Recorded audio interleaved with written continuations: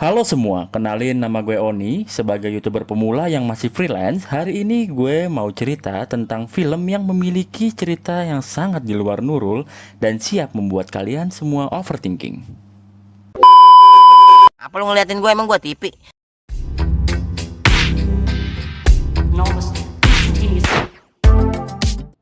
Scene dimulai dengan pemandangan pantai dan sebuah pesta di pinggir pantai pada malam hari.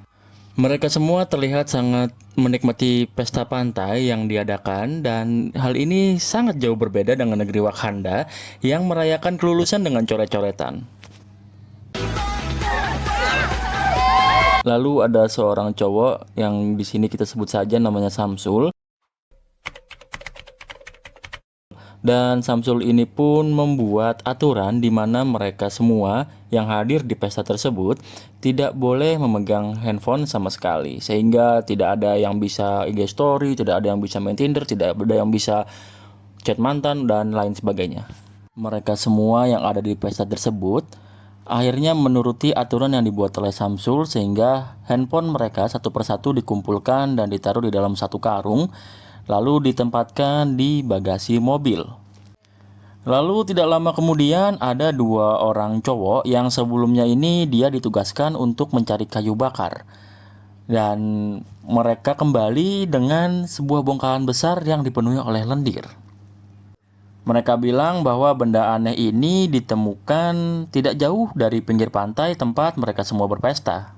Dan tanpa mereka sadari, ternyata benda aneh inilah yang nantinya akan membawa musibah kepada mereka semua. Lalu scene berlanjut pada pagi hari, di mana seorang cewek yang di sini kita beri nama Lila sudah terbangun terlebih dahulu. Tidak lama dari itu, pria yang semalam ini yang membuat aturan ya, namanya Samsul, juga terbangun dari tidurnya. Lila dan Samsul yang berada di rumah penjaga pantai melihat teman-temannya masih tertidur di dalam mobil. Lila juga melihat pacarnya yang bernama Jonah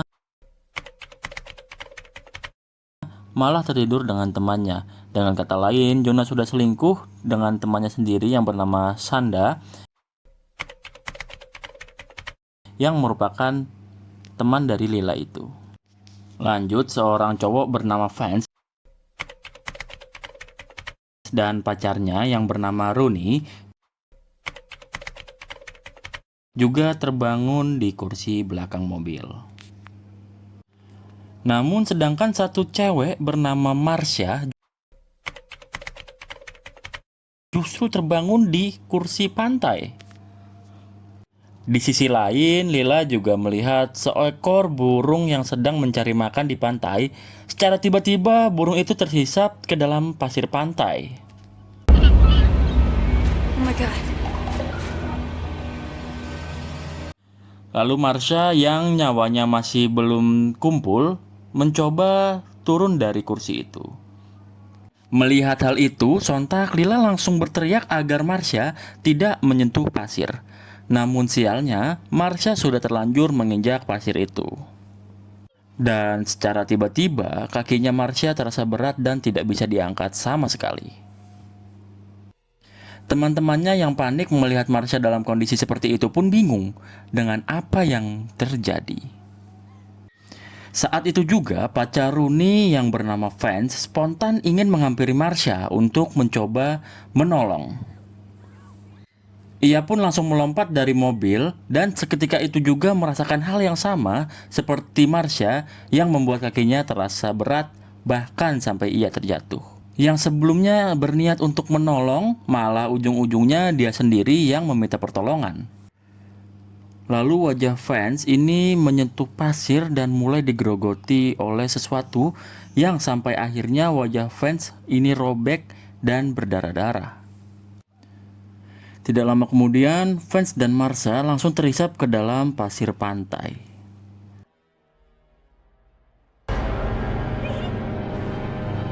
This isn't real! Guys! Benar-benar kejadian yang sangat membangkangkan pada pagi hari.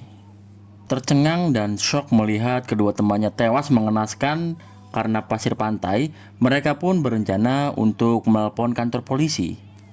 Tapi mereka baru sadar bahwa semua handphone mereka ini kan sebelumnya dikumpulkan oleh Samsul dan berada di bagasi mobil karena aturan yang dibuat oleh dia. Lalu Samsul pun sebagai inisiator pembuat aturan langsung disalahkan begitu saja. Terlebih mereka diam-diam masuk ke pantai yang sebenarnya tidak dibuka karena air lautnya sudah tercemar. Jonah yang saat itu sedang berada di dalam mobil pun berinisiatif untuk menghidupkan mesin mobilnya. Namun sialnya aki mobil itu sudah kering dan lupa diganti oleh Jonah sebelum berangkat ke pantai. Ini kayaknya dia lebih ingat ganti oli sepertinya.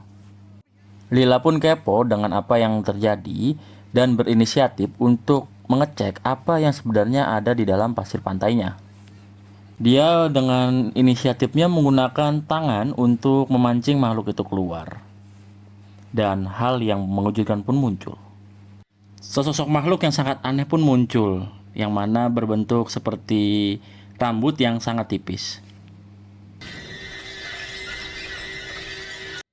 Di tempat lain, salah satu temannya yang bernama Gilbert baru terbangun dengan kondisi terjebak di dalam tempat sampah. Dengan muka yang dicoret-coret, Gilbert berusaha keluar dari tempat sampah yang membuatnya terjebak itu dengan cara menggoyang-goyangkan secara terus-terusan. Melihat hal itu, spontan teman-temannya langsung berteriak dan mengingatkan agar jangan bergerak sedikit pun. Akhirnya Gilbert pun menuruti dan hanya bisa terdiam setelah diberitahu karena ada sesuatu di dalam pasir pantainya. Ia pun syok ketika kedua temannya diketahui sudah tewas karena pasir pantai itu. Pada akhirnya mereka semua hanya bisa menunggu di tempat masing-masing, terdiam dan membisu, dan berharap ada orang yang datang dan dapat menyelamatkan mereka semua. Bahkan Rooney yang kehilangan pacarnya sempat menulis surat wasiat untuk ibunya apabila ia tidak selamat dari malapetaka itu. Tanpa nasi bungkus dan minuman yang menyegarkan dahaga, mereka hanya bisa menunggu sesuatu yang tidak pasti. Kayak perasaan yang digantung. Maaf, terbawa suasana, Lanjut, kemudian mereka baru menyadari kalau orang-orang yang ikut pesta semalam sudah tidak ada dan tenggelam di pasir pantai, sehingga hanya sisa mereka berenam saja yang ada di pantai itu. Tidak jauh dari mereka, Lila melihat bongkahan besar yang ditemukan semalam. Ini kondisinya sudah terbelah. Dan Rooney pun menyadari bahwa bongkahan besar itu terlihat seperti telur yang sudah menetas. Karena itu, makhluk aneh yang berada di bawah pasir ini kemungkinan berasal dari telur tersebut. Mengingat air laut di pantai ini sudah tercemar dan pencemaran air laut bisa saja menciptakan makhluk baru yang tidak terduga. Lalu Jonah memiliki ide cemerlang untuk mengambil barang-barang yang ada di dalam tasnya si Marsha. Ternyata di belakang mobil ada 2 papan selancar yang ingin Jonah gunakan sebagai alas untuk berjalan. Dia pun mulai meletakkan papan selancar itu satu persatu sebagai bahan pijakan. Namun saat posisi Jonah sudah mendekati kursi, papan selancar yang digunakan Jonah tiba-tiba bergeser dan semakin menjauh dari kursi.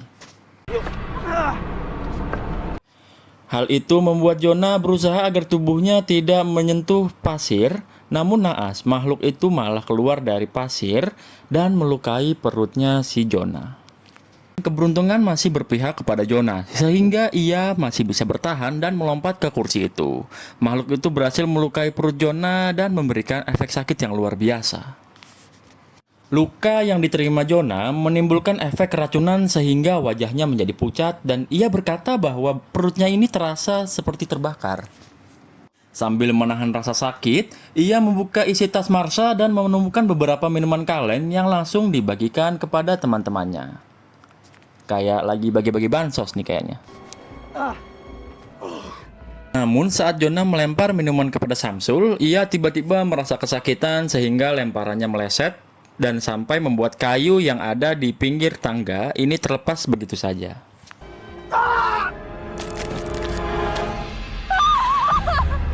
Luka di perut Jonah terlihat semakin parah dan bernanah. Jonah pun merasa kesakitan dan hanya bisa terbaring di atas kursi tersebut. Mereka berlima pun semakin kebingungan bagaimana cara bertahan di tempat ini. Mau nggak mau, mereka harus mengambil handphone yang ada di bagasi mobil. Rooney pun berencana untuk membuka bagasi sambil menginjak bemper mobil. Saat bagasi itu mulai terbuka, tiba-tiba ada mobil patroli yang mengklakson tanpa henti.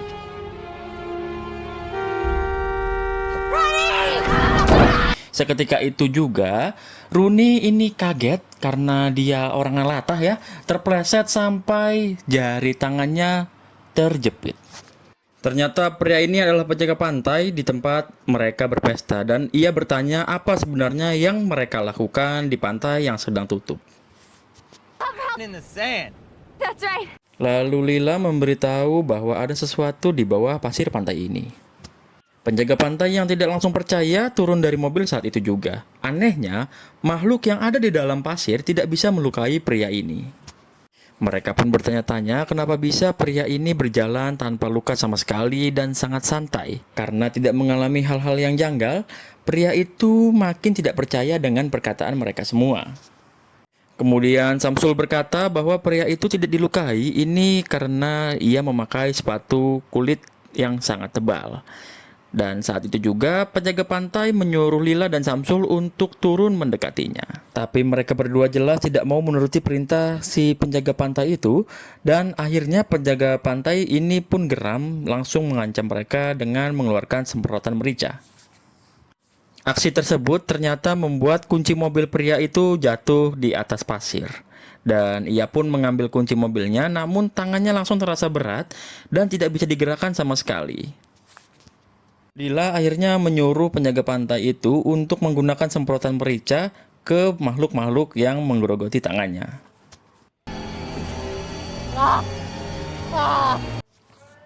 Setengah tangan dari penjaga pantai itu pun harus buntung dan mengeluarkan banyak darah. Dan akhirnya tidak lama kemudian ia terhisap ke dalam pasir seutuhnya. Dari kejadian itu pun Samsul tersadar bahwa alas kaki sangatlah penting. Akhirnya ia berencana untuk membungkus kakinya dengan handuk dan mulai berlari dari tempat ia berdiri. Saat Sanda melempar handuknya, malah si Samsul ini terjatuh akibat pinggiran kayu yang sudah mulai longgar. Ia pun terbaring di atas pasir pantai itu dan digerogoti oleh makhluk-makhluk aneh. Seketika itu juga kaki dan tangannya mulai masuk ke dalam pasir secara perlahan. Teman-temannya hanya bisa menyaksikan tanpa tahu harus berbuat apa. Dalam keadaan panik, Lila pun tiba-tiba memiliki ide yang cukup cemerlang. Setelah melihat kayu yang tergeletak, ia pun memberikan pinggiran kayu yang ada kepada Sanda yang berada di dalam mobil. Kemudian Lila pun melompat dari rumah penjaga pantai menuju ke mobil. Dan mereka berdua membantu Rooney untuk melepaskan jari-jarinya yang terjepit. Lalu jari-jari Rooney pun akhirnya berhasil dikeluarkan dan dibalut dengan handuk. Di sisi lain, setengah badan Gilbert yang terjepit mulai terluka dan mengeluarkan banyak darah. Lalu Lila dan Sanda menaruh kayu itu agar bisa digunakan untuk menyeberang ke kursi tempat adanya zona. Perlahan-lahan Sanda menyeberang sambil menjaga keseimbangan badannya dan untungnya ia berhasil sampai ke kursi yang dituju. Dan juga disambung ke Lila yang juga berhasil menyeberang ke tempat mereka berada. Akhirnya saat giliran Rooney, ia malah tergelincir dan terjatuh di atas pasir.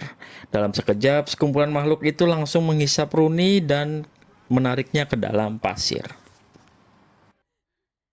Tanpa disadari oleh mereka, makhluk itu sudah mencoba untuk masuk ke dalam tong sampah tempat Gilbert berada. Sanda pun memiliki ide untuk pergi ke dalam mobil patroli. Ia juga menerapkan cara yang sebelumnya dicetuskan oleh si Samsul. Saat kakinya sudah dibungkus oleh handuk, ia pun langsung berlari ke mobil dan berhasil naik ke kap mobil tersebut. Namun tiba-tiba Gilbert perlahan-lahan mengeluarkan darah dari mulutnya. Dan ternyata hal ini terjadi karena makhluk-makhluk itu membuat lubang yang sangat besar pada bawah tong sampah. Ketika itu juga Gilbert terhisap ke dalam pasir dan hilang begitu saja. Lebih sialnya lagi, Sada malah terpeleset dan kepalanya terbentur sampai dia tidak sadarkan diri. Hal ini mau nggak mau membuat Lila dan Jonah hanya bisa menunggu sampai Sada sadar kembali. Saat malam hari tiba, Sada yang tersadar dari pingsannya ini terbangun dan ia pun menemukan sebuah skoci angin di atas mobil patroli tersebut. Tanpa pikir panjang, Sada langsung melemparkan skoci angin itu sampai mengembang.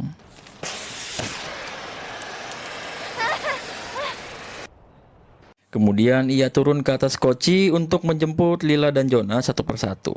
Mereka pun berdiri di atas koci itu dan masuk ke dalam mobil.